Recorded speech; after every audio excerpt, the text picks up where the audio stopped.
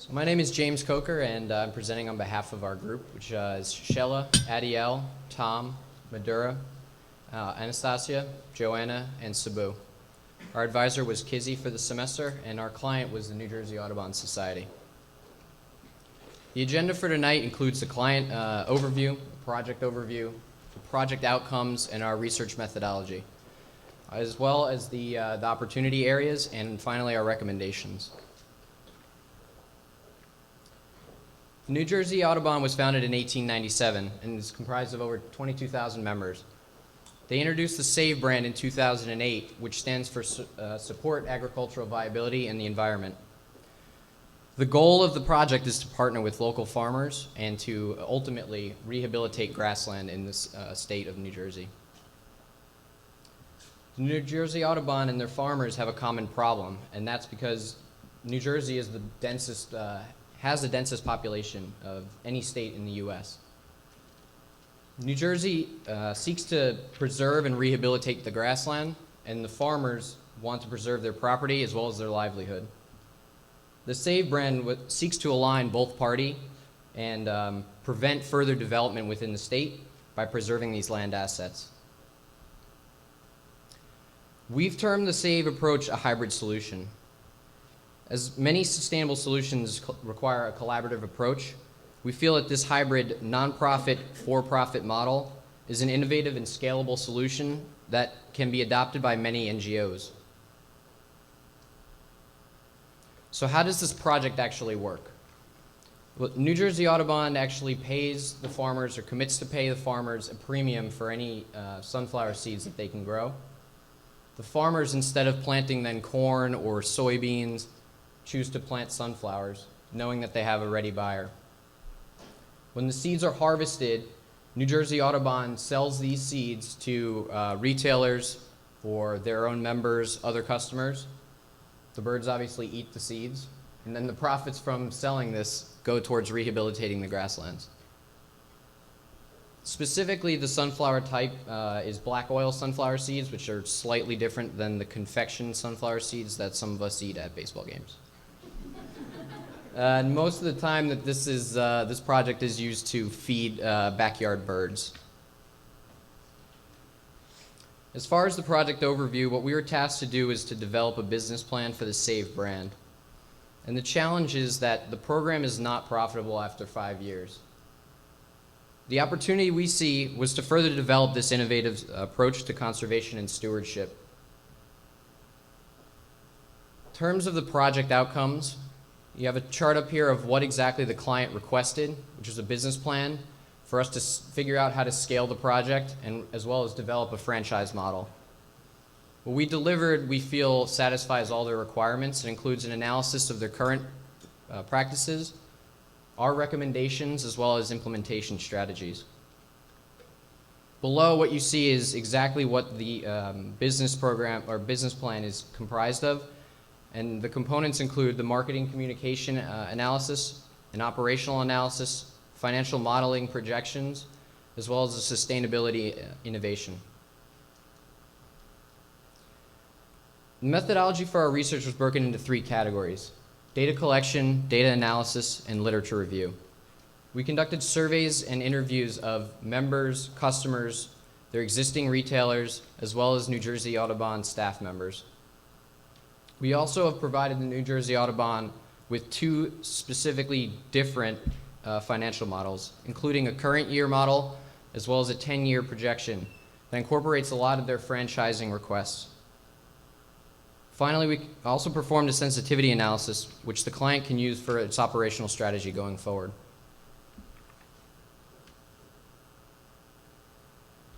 From our initial methodology and research, we had categorized the opportunity areas of marketing communications, operations, and financial. Many of these opportunities are cross-cutting and affect multiple areas of the business, primarily stakeholder engagement and the long-term strategy of the business and the long-term goals financially.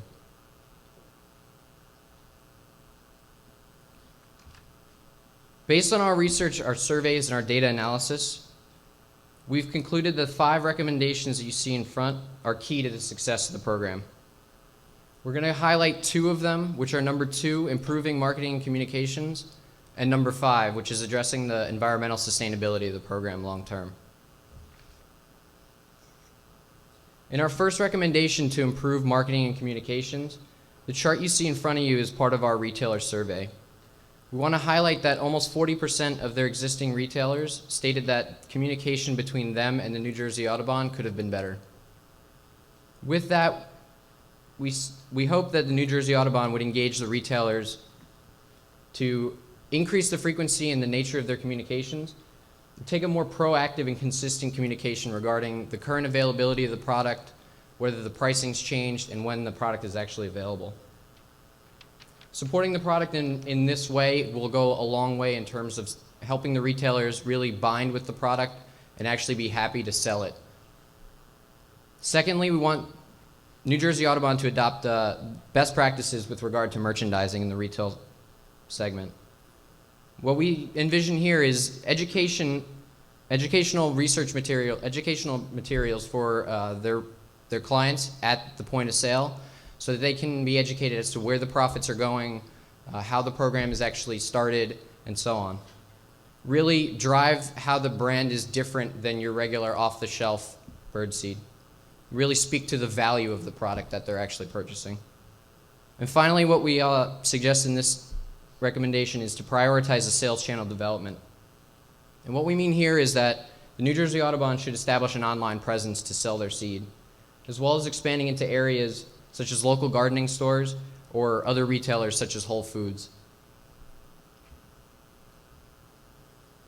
In our second recommendation to address the long-term environmental sustainability of the program, we highlight here is part of the New Jersey Audubon member survey, in which over 90% of the customers correctly identified that the seed supports the New Jersey local farmers and that the profits are used to rehabilitate New Jersey grasslands. However, almost 61% incorrectly identified that the product is currently grown sustainably. In the long term, we recommend that the New Jersey Audubon transition to a sustainably grown seed through a few long-term sustainable initiatives. The first of these initiatives would be to conduct a life cycle analysis of the seed, to evaluate the ecological impact of a non-native seed being grown in New Jersey. Secondly, we'd ask that they pilot an organic farming technique, with the ultimate goal of having 100% of the sunflowers grown sustainably would go a long way towards meeting that goal of environmental sustainability for the program. And finally, applying a social enterprise framework. We feel that the inclusion of the partnerships with their stakeholders, their retailers, as well as the customers and the environment will ensure the long-term economic, environmental, and social sustainability of the program. In conclusion, we found that there's not a lot of historical context for this hybrid model or enterprise, but this new model of a nonprofit operating a for-profit business shows a lot of promise, and it's still evolving. It represents a novel and creative approach for environmental stewardship and conservation. And to fully realize the potential of the program, it demands an organization's full attention, 100% internal commitment to this project.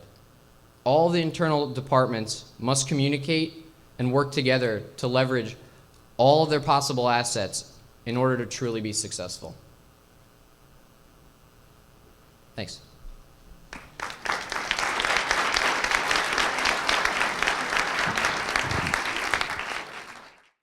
I was very interesting. You said at the beginning that was it who's purchasing the seeds at a premium, or how did that work? So the New Jersey Audubon basically enters into a contract with these farmers, and they agree to pay an above market price for those sunflower seeds. But back up on the first thing, there was a premium paid to the farmers or something, or on that chart? So instead of if the market price was $10 a pound, they're offering $12 a pound for any seeds that the farmers would sell to them. And that's in order for them to not do other kinds of crops? Right, it's an incentive for them to participate in the project. And that's funded by the Audubon or the state? I thought there was a state premium in there. No, this is all internal through the Audubon Society. So through the pricing later on down the line, they're able to Okay. absorb that and then. Okay. I just continue need a to- clarification. So it's sort of critical that they're paying that premium, otherwise the farmers won't plant it, right? I mean, that's Sure. sort of a critical part of that. Yep. I mean, the other part of it is the corn pricing, the current soybean pricing. All of these impact kind of what a farmer may choose to grow in a given year. So this is that extra incentive to, help them and push the program to kind of work together.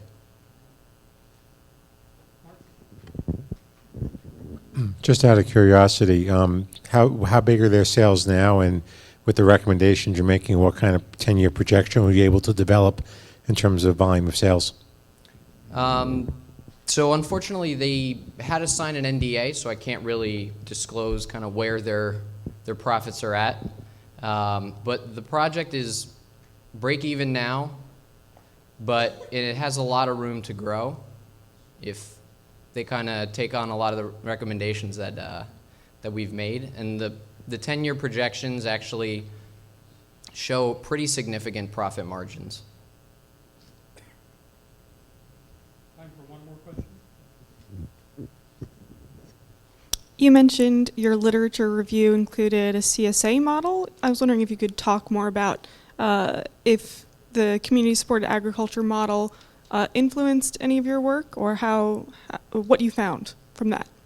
So as far as the CSA model, what we kind of envisioned was as a way to sort of stabilize and figure out what their yearly sales would be, instead of having all of this product and then trying to go out and sell it. It would be a way to sort of pre-order it so that their members would be more engaged in the actual, in the product, and they would also see upfront capital that they could use to help them market the program or go out and seek other vendors. And in terms of the CSA model, it's more of a recommendation of these are a couple of different ways that CSAs run now. Take a look at it and see if that jives with what you actually want to, what the project should become, or if you don't want to kind of go towards that. So it wasn't a fully go for this type of CSA model and have this many shares at this price and so on.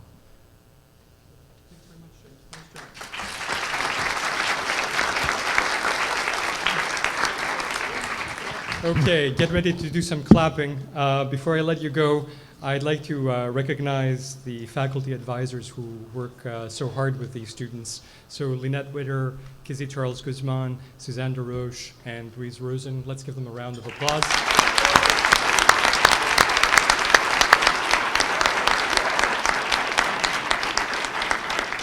It's implied that you're also clapping for me.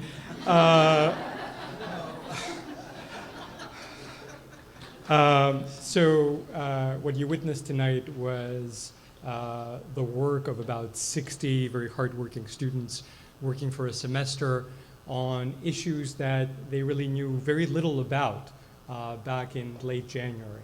I think from the level of the work, the complexity in these projects, I think that they've done a remarkable job. I think you've done a remarkable job. And so I'd like you all to give a round of applause to yourselves.